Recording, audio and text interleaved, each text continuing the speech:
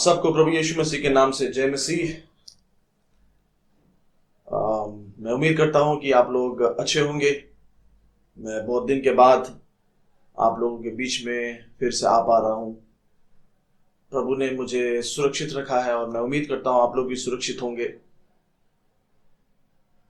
आज मेरे पास बोलने के लिए बहुत कुछ है और प्रभु ने इन दिनों में बहुत ही आशीष दी है और मैं आपके सामने एक गीत गाते हुए मैं प्रकट करना चाहूंगा कि परमेश्वर क्या चाहता है हमारे इस पीढ़ी के लिए। इस गीत का बोली है, एक आग हर दिल में हमको जलाना है, भटके हुए जीवन को प्रभु से मिलाना है। ये एक बहुत बड़ा बोझ है। अगर आपको गीत मालूम है तो आप मेरे साथ इस गीत को गा सकते हैं। एक आग हर दिल में हमको जलाना है, भटके हुए जीवन को प्रभु से मिलाना है। एक आग हर दिल में हमको जलाना है, भटके हुए जीवन को प्रभु से मिलाना है। एक आग हर दिल में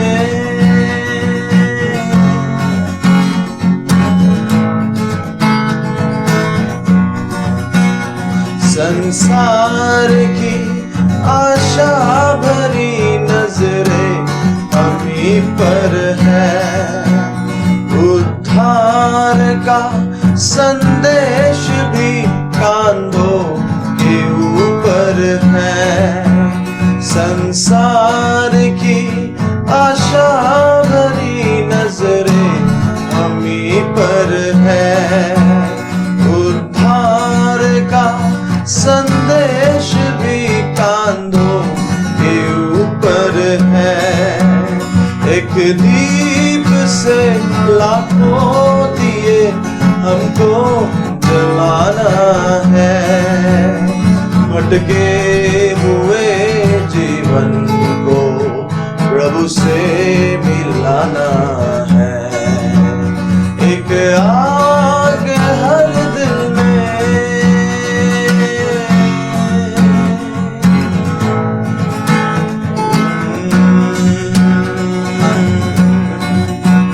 इतने सरल है रास्ते, कल ना खुले होंगे, प्रचार के अवसर हमें फिर ना मिले होंगे।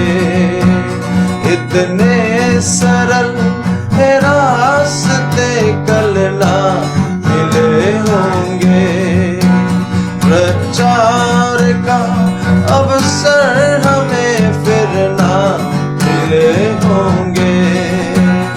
तैयार रहना, कल हमें खुद को मिटाना है, भटके हुए जीवन को प्रभु से मिलाना है। एक आग हर दिल में हमको जलाना है, भटके हुए जीवन को प्रभु से मिलाना है। एक आग हर दिल में।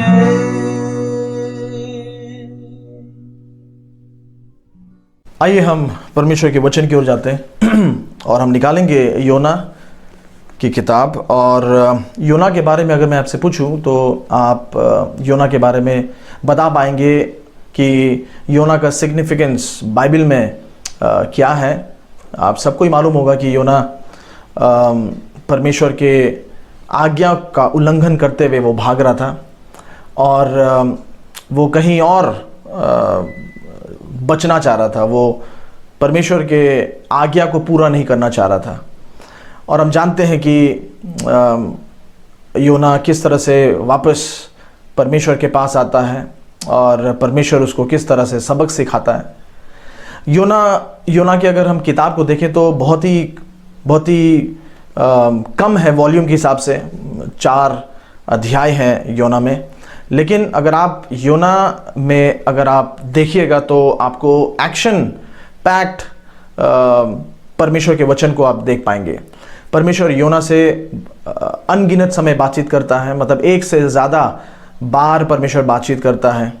और योना परमेश्वर के आवाज़ को जानता है ना।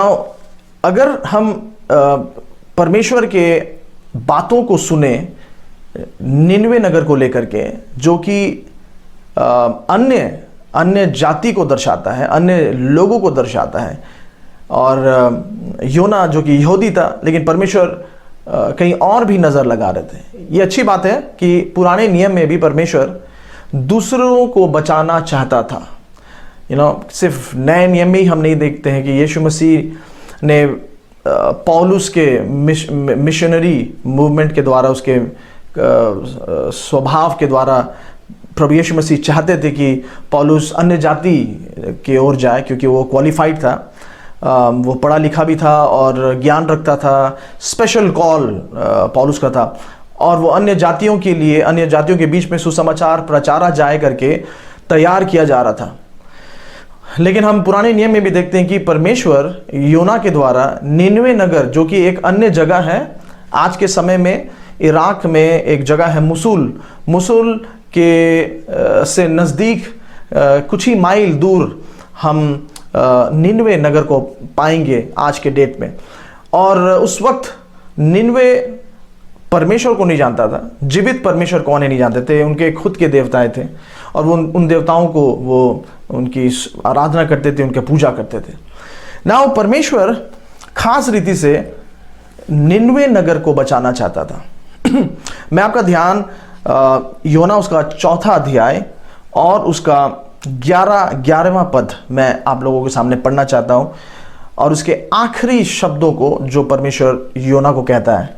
लिखा है, फिर ये बड़ा नगर निनवे, जिसमें 1,20,000 से अधिक मनुष्य हैं, जो अपनी दाहिनी बाएं हाथों का भेद नहीं पहचानते हैं, और बहुत से घरेलू पशु भी उसमें रहते हैं, तो क्या मैं उस पर तरस ना खाऊं।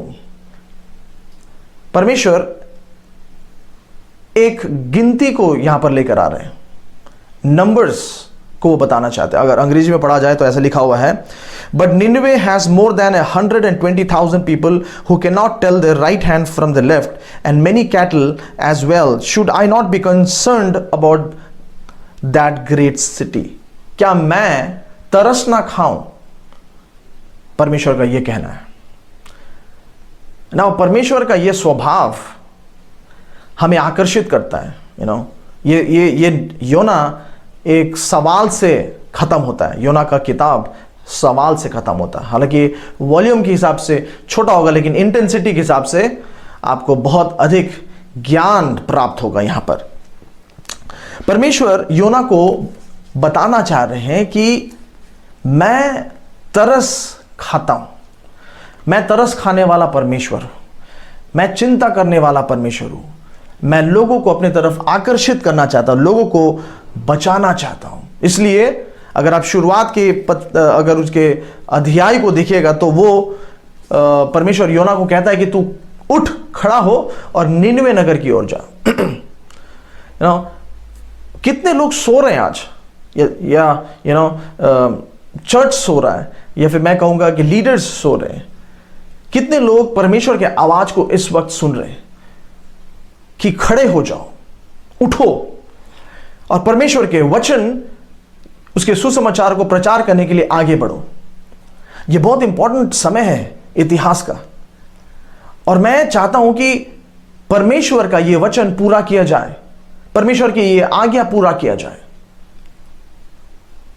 योना के पास जब परमेश्वर का यह वचन आया कि उठो, खड़े हो, जाओ निनवे नगर को बताओ कि मैं निनवे नगर को खत्म करना चाहता हूं, बर्बाद करना चाहता हूं, क्योंकि निनवे नगर पाप पे फंसा हुआ है। योना जो कि निनवे नगर के नजदीक था, करीबन 700 मील दूर था, वो जगह को छोड़ करके वो जोपा गया और वहां से वो तारसुस जाने के लिए टिकट काटा। वो भाग रहा था जो कि 2000 किलोमीटर दूर था।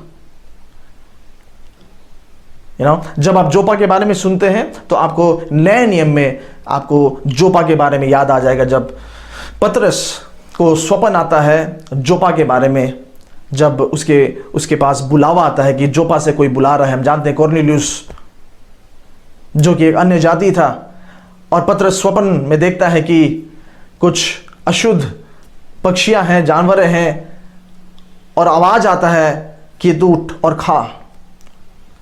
लेकिन पतरस कहता है कि ये अशुद्ध है, मैं नहीं खा सकता।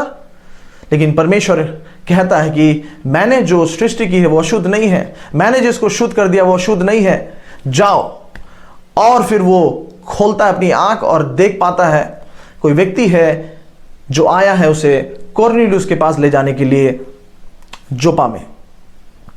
इंटरेस्टिंगली परमेश्वर ने जिसको शुद्ध किया है, परमेश्वर ने जिसको तैयार किया है, परमेश्वर ने जिसको नियुक्त किया है, परमेश्वर जिसको बचाना चाहता है, उस चीज का हम खंडन नहीं कर सकते, उस चीज के हम विरुद्ध नहीं खड़े हो सकते। क्योंकि अगर हम विरुद्ध जाएंगे तो हम परमेश्वर के विरुद्ध हम जा रहे हैं। योना परमेश्वर के विरुद्ध ही ऑलमोस्ट खड़ा हो गया था और वो भाग गया। वो भाग गया ऐसा सोचते हुए कि परमेश्वर शायद उसे पकड़ नहीं पाएगा। और कई बार लोग भागते हैं ये सोच करके कि परमेश्वर उनको पकड़ नहीं पाएगा। परमेश्वर का बुलावा, परमेश्वर का बुलाहट प्रतिदिन, चाहे वो पुलपिट से, चाहे वो एक छोटे हाउस फेलोशिप से, चाहे वो कॉटेज फेलोशिप से, चाहे वो सेल्फ फेलोशिप से, आवाज निरंतर निकलते रहती है बुलाहट की। क्या आप प्रभु यीशु मसीह के पीछे चलने के लिए तैयार हैं? यीशु कहता है उठ खड़े हो। यीशु कहता है कि हे बोझ से दबे हुए लोगों, मैं तुम्हें विश्राम दूंगा, मेरे पास आओ। आवाज और आवाज और आवाज, चाहे वो रेडियो हो, जो टेलीविजन हो, ट्रैक्स हो और लिटरेचर हो, किताबें हो, हर प्रकार की कोशिश की जा रही है इतिहास के इस समय में कि लोगों को आकर्षित किया जाए, लोगों के पास यह खबर पहुंचाया जाए कि उठना जरूरी है, खड़ा होना जरूरी है। लेकिन फिर भी लोग भाग रहे हैं। अराइज एंड गो, खड़े हो और जाओ। लेकिन कई बार हम ये सोचते हैं कि हम भाग जाएंगे और हम कामयाब हो जाएंगे। मेरे प्यारे दोस्तों, हम परमेश्वर से कभी नहीं भाग सकते। परमेश्वर हमें पकड़ लेगा। हमारे जाने से पहले परमेश्वर वहां पहुंचा हुआ रहेगा। हम सोच रहे हैं कि हम परमेश्वर को धोखा दे दिए हैं, लेकिन परमेश्वर को हम धोखा नहीं दे सकते। परमेश्वर ठट्टे में नहीं उड़ाया जाता। परमेश्वर को हम कभी धोखा नहीं दे सकते। आप समुद्र के गहराई में जाइए, आप पहाड़ों के कोई पर्वत के गुफे में छुप जाइए, आप कहीं पर भी चले जाइए, आप परमेश्वर को धोखा नहीं दे सकते। परमेश्वर आपको पकड़ेगा। योना भाग रहा है, लेकिन परमेश्वर उसको पकड़ लिया। क्या आप भाग रहे हैं परमेश्वर से? क्या आप भाग रहे हैं आज परमेश्वर से? मैं जानने की कोशिश किया कि योना क्यों भाग रहा था। इतना बड़ा चैलेंज, चुनौती, परमेश्वर का आवाज उसके पास आया। परमेश्वर ने उनको आवाज दी है कि योना तुम खड़े हो और मैं तुम्हें इस्तेमाल करना चाहता हूं निनवे नगर के लिए।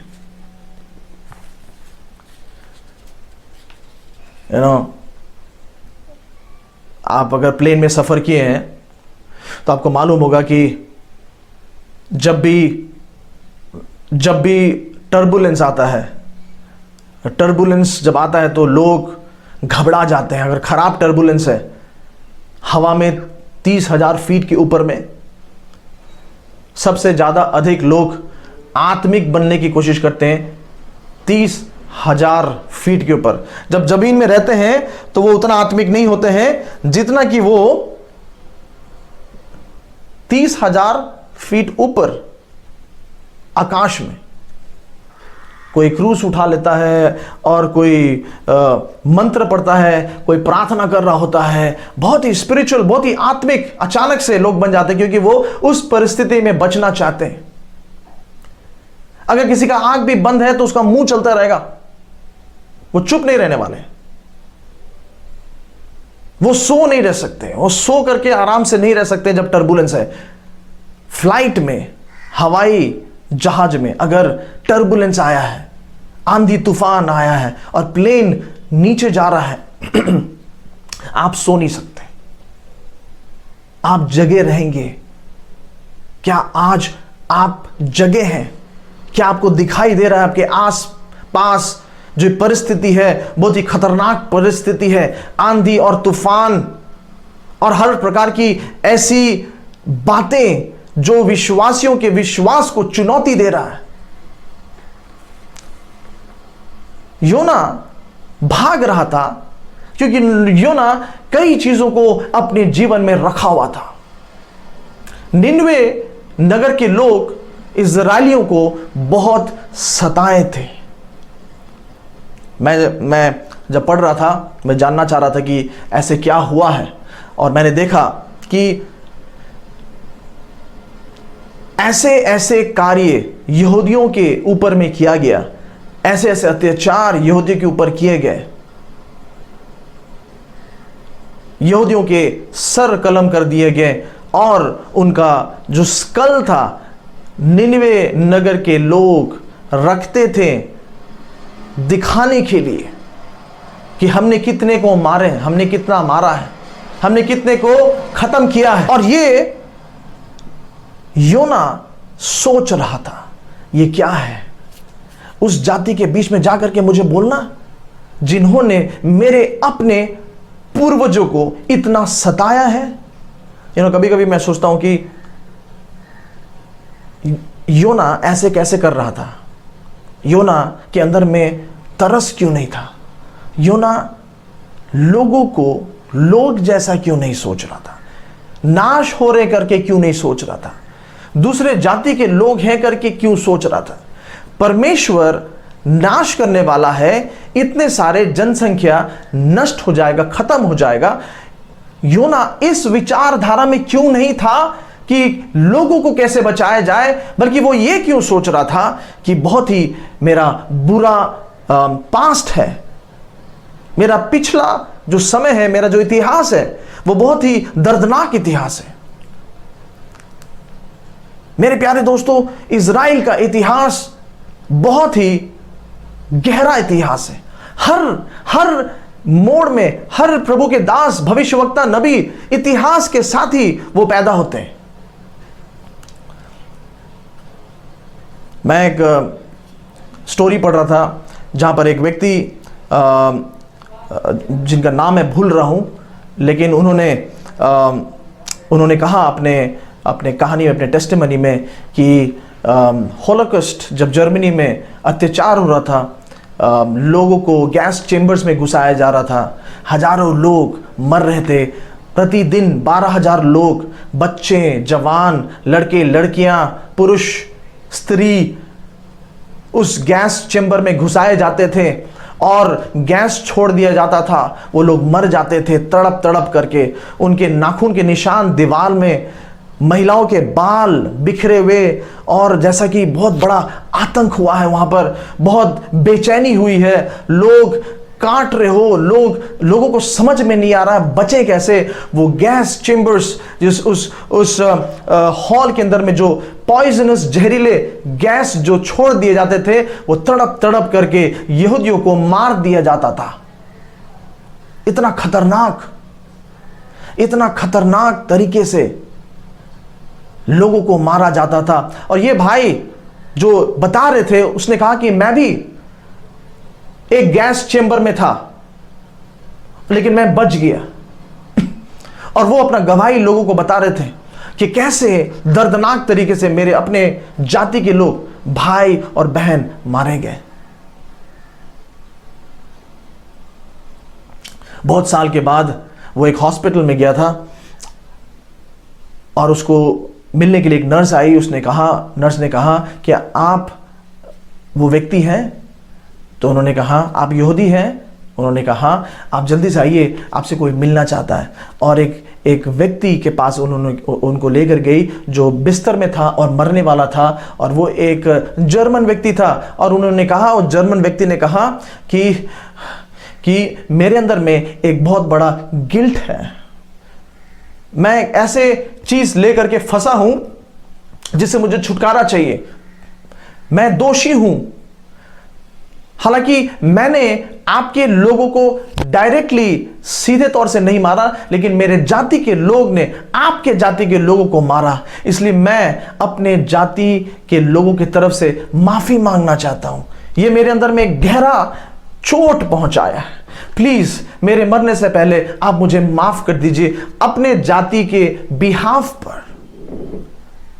और वो व्यक्ति यहूदी भाई वो हटना चाह रहा था, उसको कोई उत्तर देना नहीं चाह रहा था, ना माफ करना चाह रहा था, चुपचाप वहां से हटना चाह रहा था, लेकिन वो आदमी उसको पकड़ा हुआ था, छोड़ नहीं रहा था। और आखिरकार किसी तरह से वो छोड़ करके बाहर निकला, और वो उसको उस दिन क्षमा नहीं कर पाया, कुछ बोल नहीं पाया। कई लोगों को वो सवाल पूछा कि क्या मैंने ये जो किया ये सही था या गलत? 26 लोग ने कहा आप गलत थे, आप सही थे, और 6 लोग ने कहा आप गलत थे, आपको माफ करना चाहिए था। लेकिन वो माफ नहीं कर पाए क्योंकि इतिहास उसको पकड़ा हुआ था। और यहीं पर हम देखते हैं कि परमेश्वर कहां पर सक्षम है। हम देखते हैं कि पुराना नियम उस यहूदियों को माफ करने में मदद नहीं कर पाया, लेकिन नया नियम यीशु मसीह में माफ करने में हम सक्षम होते हैं, क्योंकि यीशु मसीह अपने खून से मुझे धोता है और सक्षम बनाता है, और मेरे ऊपर में वो आत्मा है जो कि माफी देने के लिए काबिल है। हालेलुया, कितनी अच्छी बात है।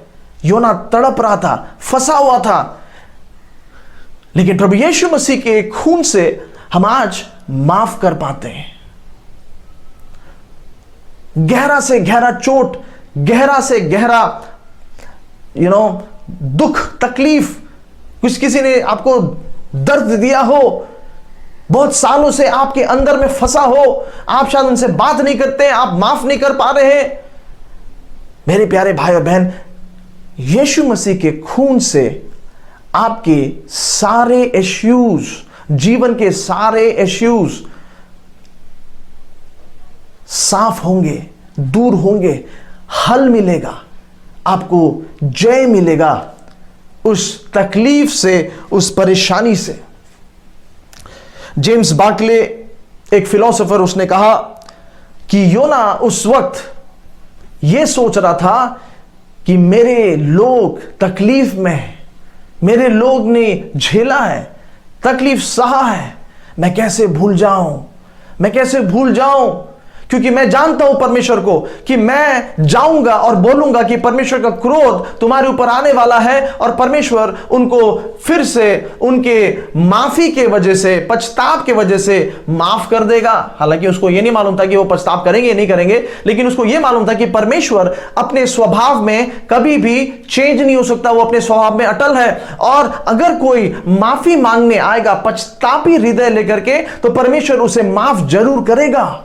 वो जानता था और वो इसीलिए भाग रहा था। जेम्स बार्कले एक फिलोसोफर, उन्होंने कहा कि योना के समय में यहूदी लोग सबसे घृणित लोग थे, यानी हर एक जाति यहूदियों को घृणा करता था, और ये बहुत तकलीफ का समय था। लोगों को मारा जाता था, यहूदियों को मारा जाता था, हर एरिया से उनको दबाया जाता था। हालांकि परमेश्वर उनको जय देता था, लेकिन बहुत ही सहते हुए यह जाति आगे बढ़ रहा था। योना बाहर नहीं निकल पा रहा था, उसके अंदर में वो बैठा हुआ था अपने पूर्वजों के बारे में सोचते हुए। लेकिन सबसे अच्छी बात है कि जो कार्य पुराना नियम नहीं कर पा रहा है, वो नए नियम में हम यीशु मसीह के खून के द्वारा हम देखते हैं कि आज यीशु मसीह का खून हमारे सारे तकलीफों को दूर करता है, जो चीज हम नहीं कर पाते हैं, यीशु मसीह का खून वो कर पाता है। यानी यीशु मसीह का खून क्षमा करता है, यीशु मसीह का खून नया जीवन और उद्धार देता है। जो तकलीफ और परेशानी में हम फंसे हुए हैं, किसी को क्षमा ना करते हुए, किसी को क्षमा ना देने के लिए यीशु मसीह हमें मदद करता है कि हम इस परेशानी से निकलकर बाहर आए, हम क्षमा कर सकें। आज कई लोग होंगे शायद क्षमा नहीं कर पा रहे हों, कई लोग अपने अंदर में रखे होंगे कई सालों से किसी के प्रति, किसी के विरुद्ध उनके जीवन में परेशानी, तकलीफ या दुख। जैसे हमने सुना किस तरह से वो व्यक्ति, वो गिल्ट उसके अंदर में था, वो दुख था कि उसके जाति के लोग ने किसी दूसरे जाति के ऊपर कितना अत्याचार किया। नेहमिया भी मेरे प्यारे दोस्तों इसी तरह से लोगों के, पुराने पूर्वजों के पापों के लिए भी वो क्षमा मांगता है, परमेश्वर के पास आता है। क्या आज आप ऐसे ही कोई तकलीफ में हैं, योना की तरह, जो कि बहुत ही गहरा घाव है जिससे आप बाहर उभर के नहीं आ पा रहे, आप यीशु मसीह के साथ वो रिश्ते में नहीं आ पा रहे, वो आनंद और वो जय का जीवन आप अनुभव नहीं कर पा रहे, वो आजादी, वो स्वतंत्रता आपके लाइफ से बहुत दूर है, आपके जीवन से बहुत ही दूर है, तो मैं आपको न्योता देना चाहता हूं कि यीशु मसीह के पास आइए। यीशु मसीह आपके सारे परेशानियों को दूर कर देगा, वो पुरानी बातों को आपके जीवन से हटा देगा और आपको एक नए रिश्ते में प्रवेश करवाएगा, जिस रिश्ते में जय और आनंद है। क्या आज आप खड़ा होना चाहते हैं? याद रखिए, इस दुनिया में बहुत सारे लोग हैं जो ऐसी परिस्थिति में हैं, उनको बाहर निकालना है, उनको जय देना है, उनको सिखाना है यीशु मसीह के सच्चाई के बारे में, यीशु मसीह के बहुमूल्य खून के बारे में जो हमारे जीवन को बदलता है। क्या आप करने को तैयार हैं, उठने को तैयार हैं, खड़े होने को तैयार हैं? क्या आप परिवर्तन लाना चाहते हैं? क्या आप परमेश्वर की आवाज सुन रहे हैं? क्योंकि बाइबल बताती है, तो क्या मैं उस पर तरस ना खाऊं? क्या आपका भी यही स्वभाव है? नाश होने वाले लोगों को कैसे बचाया जाए, नरक में जाने वाले लोगों को कैसा बचाया जाए, धर्म पालन करने से, नियम और कानून और हमारे जीवन में इसको पालन करने से मेरे प्यारे दोस्तों आप स्वर्ग राज नहीं जा सकते। आपको दाम चुकाना है, आपको क्रूस उठाना है, आपको सकरे मार्ग पर चलना है, आपको सिद्धांत के ऊपर खड़ा होना है, आपको यीशु मसीह को अपने जीवन में स्वीकार करना है, आपको नया जीवन का अनुभव पाना है। क्या आप ये करने को तैयार हैं? समय आ गया है कि हम अपने पैरों में खड़े हो जाएं। समय आ गया है कि हमें उठना है, समय आ गया है कि हमें तैयार होना है, अपने कमर को कसना है, हमें निकलना है। बहुत ही गंभीर समय है ये मेरे प्यारे भाई और बहन, गंभीर समय था योना के समय में भी, और इसीलिए परमेश्वर ने योना को इस्तेमाल करना चाहा। क्या आप इस्तेमाल होना चाहते हैं? क्या आपके अंदर में तरस है लोगों के प्रति जो लोग खो रहे हैं, नाश हो रहे हैं? क्या आप बचाना चाहते हैं? मेरे प्यारे भाई और बहन, प्रभु यीशु मसीह आज आपको न्योता देता है। आप जहां कहीं भी हो, कहीं पर भी हो, प्रभु यीशु मसीह आज आपको बुला रहा है और कहता है, उठ खड़े हो, अब मैं तुम्हें भेजता हूं। मेरा जीवित वचन का प्रचार कर, मेरे जीवित वचन जो तेरे अंदर में कार्य हुआ है उसका गवाही दे, और देख मैं लोगों को अपने तरफ कैसे आकर्षित करता हूं। यीशु मसीह ने हमें हार का नहीं, डर का नहीं, बल्कि जीवित, हमें जीवन का, हमें जय का, हमें संयम का आत्मा दिया है। क्या आज आप यीशु मसीह के साथ आगे बढ़ना चाहते हैं? अगर आप बढ़ना चाहते हैं तो मेरे प्यारे दोस्तों आइए मेरे साथ प्रार्थना करिए, अपने आंखों को बंद करिए, आप जहां कहीं भी हो, और यीशु मसीह से ये बोलिए कि प्रभु मैं आपके पीछे चलना चाहता हूं, मैं आपके पीछे चलना चाहती हूं। हे हमारे परमेश्वर पिता, मैं धन्यवाद देता हूं इस समय के लिए, ये वचन के लिए प्रभु, जो प्रभु हमारे जीवन को बदल रहा है। प्रभु इन दिनों में परमेश्वर पिता हमें और भी आपके वचन के गहराई में लेके चल। योना के जीवन के द्वारा हमने सीखा प्रभु कि तू योना को पुकारता है, बोलता है और कहता है, जा निनवे नगर को, क्योंकि तू एक दूसरे जाति को बचाना चाहता है। हमारे अंदर में भी वही स्वभाव दे कि हम दूसरे जाति को बचा सके, क्रॉस कल्चरल मिनिस्ट्री कर सके प्रभु। और प्रभु मैं प्रार्थना करता हूं, योना भाग रहा था लेकिन फिर भी प्रभु तूने उसे पकड़ा। प्रभु हम भी कई बार भागते हैं लेकिन तू हमें पकड़ता है प्रभु, तू हमें पकड़ और प्रभु अपने तरफ तरफ हमें आकर्षित कर प्रभु। योना क्षमा नहीं कर पा रहा था, लेकिन प्रभु हमें क्षमा करने का आत्मा दे प्रभु। यीशु मसीह के खून से प्रभु ये जो सामर्थ्य मिलता है, शक्ति मिलता है, वो शक्ति सबको दे प्रभु। अगर कोई इस वक्त प्रभु इसी आग में फंसा हुआ है प्रभु, उसी असमंजस में फंसा हुआ है प्रभु, और वो उसके जीवन को खा रहा है, तो इसी वक्त प्रभु कोई भी हो प्रभु, उसके जीवन में यह काम करके वो दूसरों को क्षमा कर सके और प्रभु आगे बढ़ सके, और प्रभु जय और शांति उसके जीवन में बहुतायत से आने पाए। मैं धन्यवाद देता हूं प्रभु कि इस अंतिम समय में प्रभु, इस पीढ़ी में प्रभु तू अपने वचन का ओ प्रभु भरपाई प्रभु बहुत ही अद्भुत रीति से कर रहा है प्रभु। लोग वचन सुन रहे हैं, वीडियोस और यूट्यूब्स और प्रभु हर एक माध्यम से, लिटरेचर के माध्यम से, रेडियो के माध्यम से प्रभु धन्यवाद। ऐसे कभी नहीं हुआ प्रभु इसी इतिहास में, और प्रभु इसी पीढ़ी में हम देख रहे हैं परमेश्वर पिता, आने वाला समय प्रभु और भी प्रभु गंभीर होने वाला है। इसलिए आप हम सबको तैयार करें, तेरी उपस्थिति हमारे साथ निरंतर रहे। धन्यवाद देते हुए प्रार्थना को यीशु के नाम से मांगते हैं, सुनो और ग्रहण कर, आमीन।